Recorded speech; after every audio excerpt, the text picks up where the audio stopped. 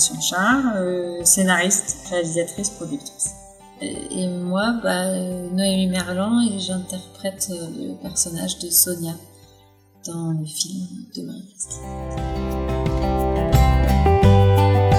Alors, dans le film, en fait, il n'y a pas vraiment de séances de désembrigadement telles que je les ai vécues. D'abord parce qu'elles durent très longtemps. Ça se passe très rarement chez les parents, justement, les séances de désembrigadement. C'est dans un lieu où les ados pensent qu'elles vont à une réunion, une présentation. Enfin, les parents prennent un prétexte, mais elles savent pas qu'elles vont justement à une séance de désembrigadement. Donc, voilà, c'est des séances qui sont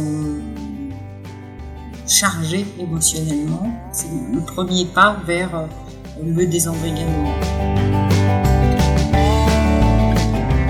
Chaque tournage est différent en fait. Pour plein de raisons. D'abord parce que c'est des histoires différentes, c'est des contextes différents. Oui, donc c'est toujours différent. Celui-là, il est peut-être un peu plus encore que les autres parce qu'on commence effectivement après les attentats du Bataclan, qu'il y a quelque chose d'assez lourd quand on commence le film et voilà, où on se sent très responsable. Après tout, on ne fait que du cinéma.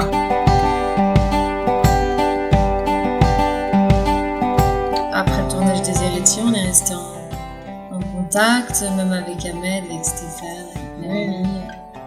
Voilà, c'est des liens qui se créent et qui restent.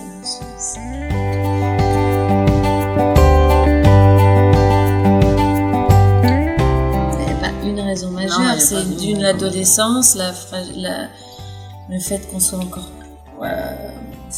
c'est pas qu'on est plus fragile, mais c'est un terrain, comme tu disais, j'aimais bien le terme que tu as employé, de sable mouvant, où on est encore plus dans une quête d'absolu, où on ressent les choses, que ce soit quand on tombe amoureuse, quand on est en colère, on a besoin de s'affirmer, de se révolter, une quête de sens, une quête de spiritualité, d'idéal, et je pense, pour moi, ils augmentent ces angoisses qu'on peut avoir à l'adolescence, ils les augmentent, et petit à petit ils s'infiltrent dans une brèche, et ils vont, par les réseaux sociaux et les vidéos de propagande, mais qui utilisent toutes ces questions qui sont vraies et qui touchent, et encore plus quand on est jeune, ils viennent apporter petit à petit des réponses qui sont fausses. Qu'est-ce qu'on fait ?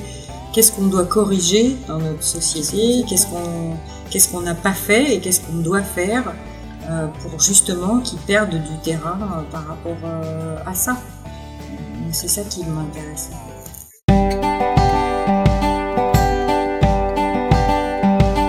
C'est toujours ces moments en fait où j'ai vu des parents et des enfants se retrouver. Alors parfois c'était que un court instant parce que après il y avait un retour à parce que c'est pas juste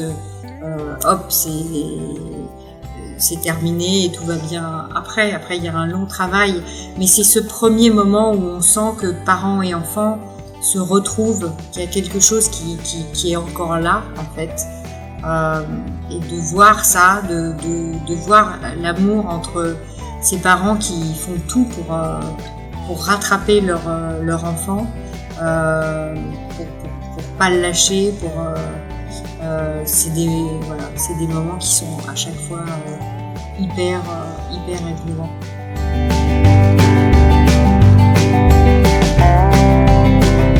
Message d'espoir aussi dans le film qui est important. C'est un film qui permet de comprendre un peu mieux le processus d'embrigadement, mais aussi de voir qu'il y a de l'espoir et que ça passe par un cheminement difficile, mais par des équipes qui sont là pour recréer du lien, pour soutenir les parents qui sont seuls,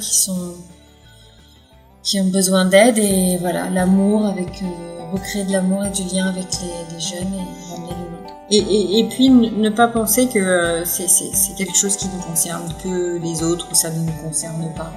Même si ça ne nous concerne pas, peut-être que ça concernera un cousin, une amie, quelqu'un qu'on a de proche, et de pouvoir en parler sans tabou, c'est important. Il ne faut pas penser que ça n'arrive qu'aux autres. Il faut qu'on soit tous ensemble pour combattre ça.